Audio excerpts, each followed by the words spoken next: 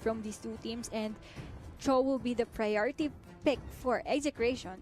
Okay, so Cho is okay. It's good. Madami siyang na-counter in terms of kung ano yung mga gustong i-pick in terms sa either Atlas. For the meantime, sinapabayaan lang si Harit. Harit, I feel medyo like, nakapasok siya. yeah, I feel like medyo malaking pagkakamali din yun. However, okay lang naman. Hindi siya unbeatable. Hindi naman ganun ka.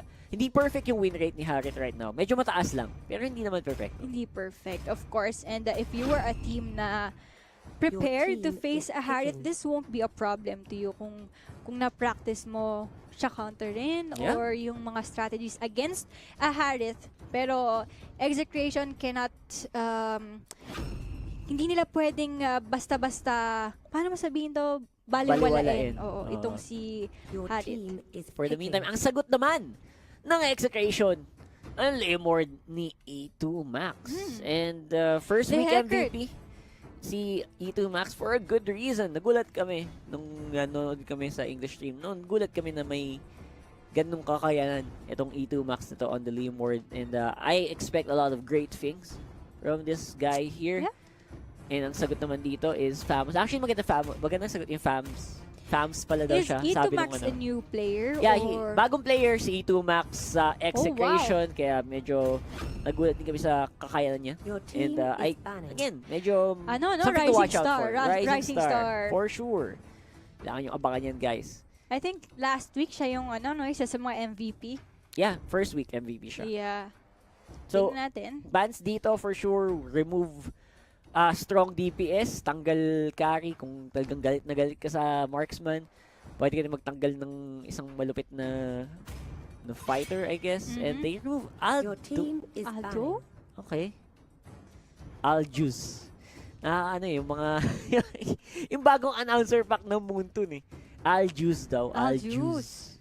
So, anong papaniwalaan mo? Si Fams. Tinanggal yung U. Oh. So, ako ang hirap sanang alam mo, nasanay tayo sa mga ganong linyahan, pero officially. Usual, yeah. Ang problema dun, official na yun language pack ng yun na talaga Moontoon yung pronunciation ng Oo, team kaya sila. hindi natin pwedeng baguhin. Ayan, si Aljus. Si Fams. Let's see. Pero I like the Hellcurt pick dito since walang kaya. So, isa rin naman itong kaya sa mga threats sa Hellcurt. Pero, what do you think yung pwede pang i-pick dito ng either Atlas? Because Hellcurt is not a joke. Sobrang space if ever mapabayaan siya.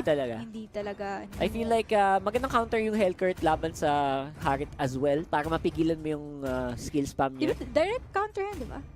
Yeah, actually, malakas talaga si Hellcurt against big mages, against Lunox, Harit, and now, the picks are going to be locked in for the marksman instead. As I said before, kung hindi mo ibaban either iban mo si Kari or bigyan mo sila ng malupit na fighter, and either as predicted, kinuha nga yung carry. Which is good. That's good actually. Mas makasurvive siya dito kasi madaming pangkuha ng atensyon ang Aider. Pwedeng manggulo si itong si Minotaur. Pwedeng manggulo si Tams in the team fights at mas makapag-free hit itong carry to sino man gagamit. Yep. And at least na meron silang initiator and sustain kahit paano they do kompleto. May tanks and everything. So there you go. Akai and Kagura. So, kailangan natin malupit na assassin para sa Aider Atlas siguro. Who do you think will be the best pick? Maybe go for a Goshen, pero I don't think they would. Someone strong, Harley could work as well. We'll have to wait and see. For the meantime, I feel like okay din yung Kagura pick. Medyo mas makakapag-survive din yung... Okay. I like the Digi pick. Okay, ibang direction. So may taga-sagip sila dito and you can see the clear plan for either Atlas. No? Talagang poprotektahan nila si Kari dito. They will give all the space to Kari or doon sa Harit and si Digi siya yung magbubuhay dito sa mga course nila. And ikaw, what do you think with the Execration's lineup for now? I feel like Execration's lineup is better in terms of mas madali siyang i-execute, mas madaling pumasok sa teamfight, at mas maaga silang mag-online.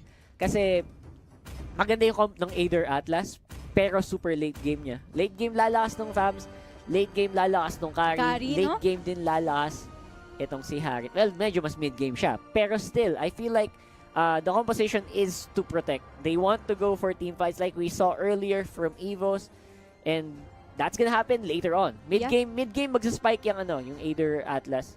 Early game, mas level 4, mas malakas yung kill potential ng EXECRATION. Yes, and to be fair din naman, no, yung lineup dito ng EXECRATION, they do have that early game power. Yep, power spike, no, with the good rotation and yung space para dun sa kanilang mga core. Tsaka si Kagura, siya yung hero na hindi mo kailangan ng sobrang daming items. Yeah, pakbet na pakbet yan. No? Comfort na comfort ni pakbet yan. Obviously, simula nung Kagura unang and season Cho, pa lang. hindi yan yung farming heroes na katulad ng carry. Yeah, for sure. So, early game. Let's see. At ito na nga, sisimulan na natin ang Game 1 of this Best of 3 series, EXECRATION versus Aether Atlas on the blue side. Pakbet will be using that Kagura. Tian for the Cho. Ito Max on that Leomord, Lard for the Akai, and Zapnu on that Helker. And of course, Aether Atlas, we got Kenji on the FAMs, LeBron on the carry, Changu on the Harit, Ognimod on the Diggy, surprisingly, and Lue on the Minotaur. So, survival ang labanan for Aether Atlas right now. And making sure na walang madadali in the team fight, I think that's so important for the red side squad. However, ang EXECRATION, mas malakas ang level 4 nila. Mas instant yung turn on nila. At level 4, expect a lot of team fights na ipipilit ng Azul.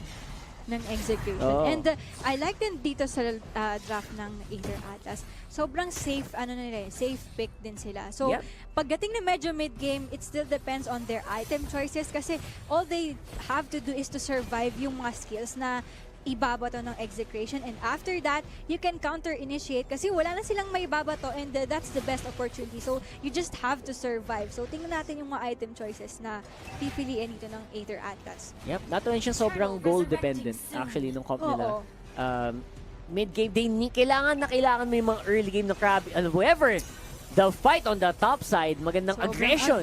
Yun ang magandang aggression sinasabi ko. Actually, kailangan gamitin mo si Changu dito sa harit na to habang kaya mo.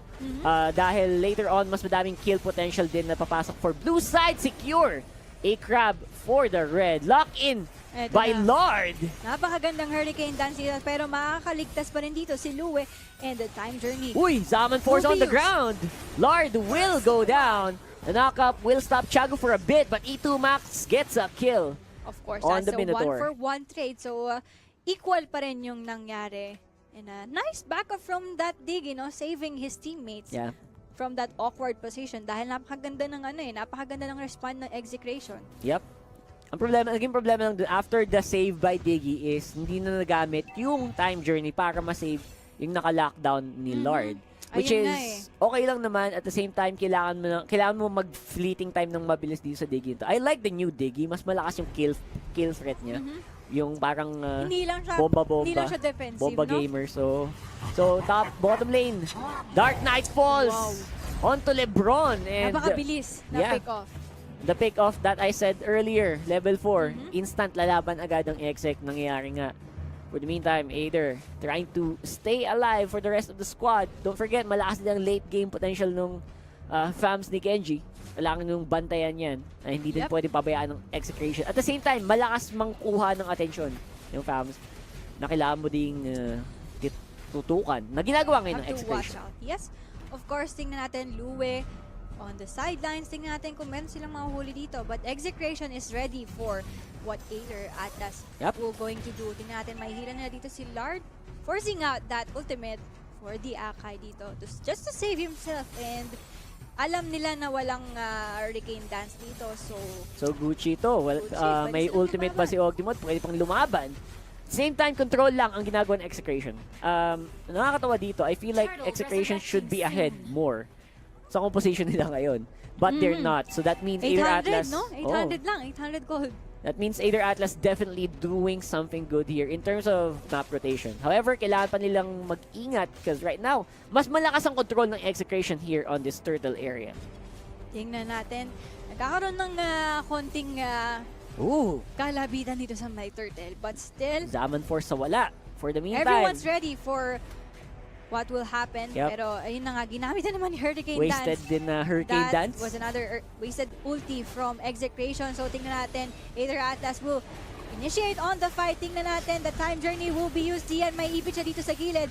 Pero hindi nila papansinin yan. Tingnan natin, medyo na hiwalay ng konti yung clash natin. Merong low on health dito. That will be the Diggy going down. Pero makakuha sila ng counter kill dito. Chango will go for a chase onto that back pit. Pero Yun. kulang na kulang. Tingnan natin, and this will be a good opportunity for either Atlas to continue with the turtle. Eh yun na ang problema na sinasabi natin kanina. Once nawala yung Hurricane Dance, wala silang way para pigilan ng either Atlas. Ayun Free na hit eh. si Lebron, free So, hit si Changu. Yun yung sinasabi nating survivability is everything for either Atlas. Talagang tiisin lang, tiis pogi. Oh, parang as long as mabuhay ka, basta wag ka lang mamatay, kaya yung kumuha ng objectives, kaya yung manalo ng team fight. Yeah, but if ever naman na EXECRATION, maganda rin yung timing nila, no? Yep, yung timing ng Still execution ng inaabangan ko din eh. Paano ba ang pasok na gagawin ng Blue Side Squad dito sa comp na to? Ang hirap mang-assassinate.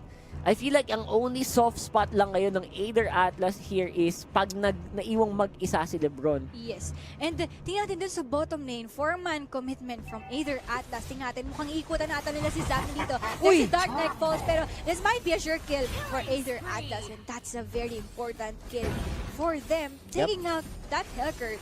Si Chango parang pinang-zone na lang niya yung Zaman Force para tumakbo sa kabilang direksyon. Si Zapnu. Nice. And ang sagot naman ng execution there, turret on the top side. However, Aether, Mukhang nag-pressure na. dalawa ang makukuha pa nilang turret plus the life of Hellcurt. This is not looking good for either Atlas, pero EXECRATION hindi nila hahayaan na wala silang bawi. But inhibiting our turret na pinag-uusapan natin dito, this is not right. What are you doing, What's EXECRATIon? happening? Fast kill yata ng mga kaibigan na underestimate ata ng EXECRATION ang tempo play na ginawa ng Aether. Hindi worth yung ginawa nilang Hindi worth magkuha talaga. sa top lane. Sobrang nag-overstay sila. Hindi nila alam na kailangan na pala nilang i-defend. Pero Ognimod, medyo low on health siya dito. Time journey will be used and they will run for their lives dito. Eto Max, ayun na nga, makakuha siya ng isang kill dito. But the Minoan Fury, napakaganda na.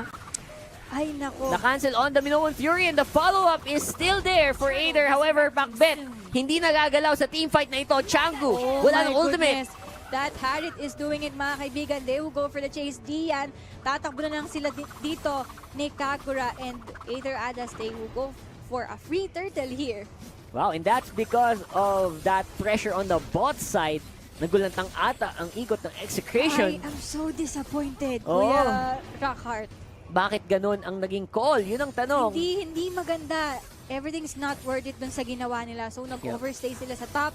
Namatay si Zapno. Namatay yung dalawa dun sa pinilit nila na team fight. And I don't know what's happening. I feel like sobrang overestimation siguro ng EXECRATION with their pushing potential na hindi man lang, actually, sobrang bilis mag-push ng Aether. Hindi man lang nila nakuha yung Torres sa bataas.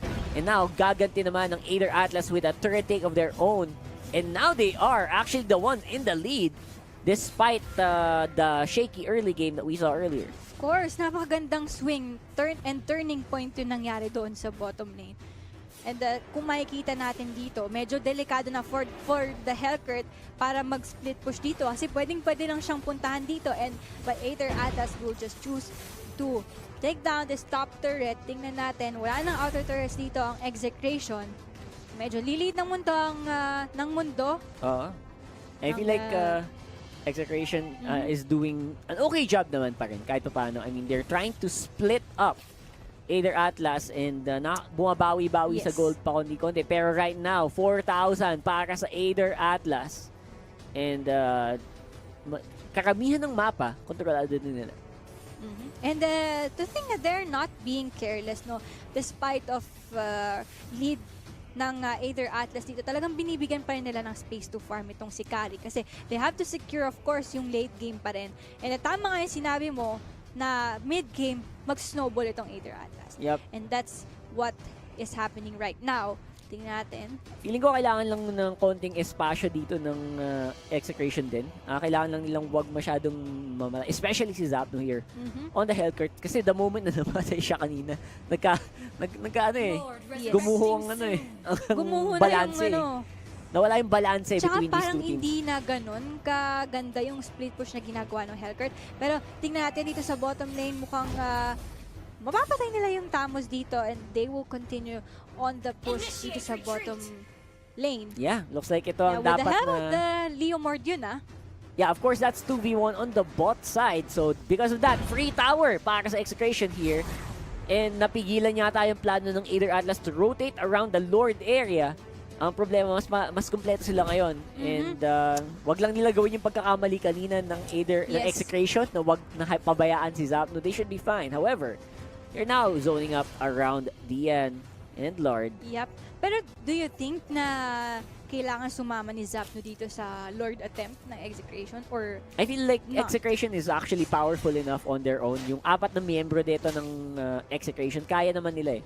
Malakas ang area of effect nila, lalo pag naka-Phantom Steed mode si Leomord. So, E2 Max definitely keeping the, binabalanse lang din niya yung kakayanan ng Execration kasama yung Kagura, kasama yung Akai. So, I feel like free ikot din si Zapno here for the meantime. Yes, and tingnan natin dito. Aether Atlas going for the Lord at Execration is aware on that. Pero tingnan natin dito kung paano magiging initiation ng Execration para maagaw itong Lord, and that will be a reset. Yep. Reset muna, and dahil sa ginagawa nila, actually lumalawang-lamang konti sa bot lane si Zapno. Yeah. Mabilis talaga mag-rotate ang Hellcurt kahit anong gawin nyo. Mid lane will go down. And the goal lead starting to whittle as well. 1.5k for the red side squad. Yep. Pero binabawi naman agad nila. Nababawi nga indeed. And good job for Zapno na pinupush na tong bottom lane, which is, ito yung lane na wala ng inhibitor turret. So if ever mapabayaan nila to, medyo bawi ng konti. Yeah, actually, yun nga, mas malakas yung pushing ng Aether Atlas sa bot lane eh. Kaya kailangan na titigan din ng Aether yan. Ng Execration yun. That's what will Hellcurt do? Tingnan natin. At napakaganda rin kasi hindi pwedeng mag-stick ng Aether Atlas dito eh. Kasi once mapabayaan nila yung Hellcurt, pwede silang dire-diretso ito. Speaking of Hellcurt, Dark Knight Falls para kay Lue. Of course, survive muna. And Forces Time Journey, don't forget may immortality pa din si Lue. So pwede siyang mag-engage hanggang gusto niya as long as the rest of the team is there. Pero, and Lord dito kailangan ng mag-respond ng Aether Atlas, and there you go, tingnan natin. Kailangan nilang agawin dito. Zaman Force will be used plus their Hurricane Dance. Lord, low on health siya dito, pero sa gilid, that will be Dian. Hinahabol sila dito ni Lebron. Tingnan natin, Lord is low on health. Kung sinong makakalasit to, but that's the Kagura stealing the Lord, mga kaibigan, but 3-man will fall down for Execration at isang inhibitor turret. So medyo nakabawi dito ang Execration. That will force out Aether Atlas to respond to what Zapno is doing on the bottom lane. So goods pa rin, no? Win-win situation for the both of the teams natin. Equal lang yung nangyayari eh. Actually, yeah. Because of that, makapush ang bottom side. And si Lebron, masama ang pwesto na dali ni Zapno with the execution of this Hellcurt. Medyo nahirapan silang panatiliing buhay yung marksman, and that was a bit of an overextension na una. So that was a big mistake there. On the bottom side, nagpo-push yung Lord. Basag pa yung inhibitor turret. So what do you think happened dito na naka-comeback ng konti ang Execration? Do you think na dapat ba na talagang inaraw-araw nila si Hellcurt? Kasi medyo napabayaan nila after nung gank nila, nung magandang gank nila dun sa baba at yung inhibitor turret takedown nila. Pinabayaan na nila yung Hellcurt eh. Yeah, pwede mo sabihin yun, pero at the same time, mahirap din yes. sisihin. Kasi pag sinagot mo yung Hellcurt, parang walang nangyayari din eh. So, ang ginagawa ng Aether, nanggugulo lang talaga. Tingnan natin, Dark Knight Falls will be activated. Execration doing their job, taking down that turret. Tingnan natin, silence on to Kenji. Pero Lard dito forcing out that ultimate. Lalaban pa dito ang Aether Atlas. Pero Lebron, the carry, mga kaibigan, low on health na rin siya. Monster kill for the Harry. Tingnan natin, dalawang magkaibang clash ang nangyari doon sa top. Meron silang hinahabol, but still, pakpet dito. Saving his teammate, pero Lard will still fall down at that Harriet is doing it, mga kaibigan. Godlike strike, to Max. O mamamatay pa ata dito. yes, 4-man will fall down, and that's a nice defense from Aether Atlas. That's a good defense there from Aether Atlas, although syempre nag-suffer sila. Wala na silang inhibitor turret, and hindi masyadong maganda. Yep, nag-suffer sila doon with the the amount of push na ginagawa ni Zapnu. Yep. Of course, trying to go around them. Binibaits. Meron siyang turret mo. Gusto niya tapusin. No! May isang tangke. And I think that will be it. Execration will take game 1. Mga kaibigan, napakabilis na ikot na ginawa ng Hellcurt ni Zapnu. Ano ba yun, Kuya Lockhart? Nakakagulat. Oh my goodness. Wow! Ginalawang gamol. Nagamol talaga. Pwede natin tawaging gamol si Zapnu. Diyos ko po. Sneaky breezy. Wow!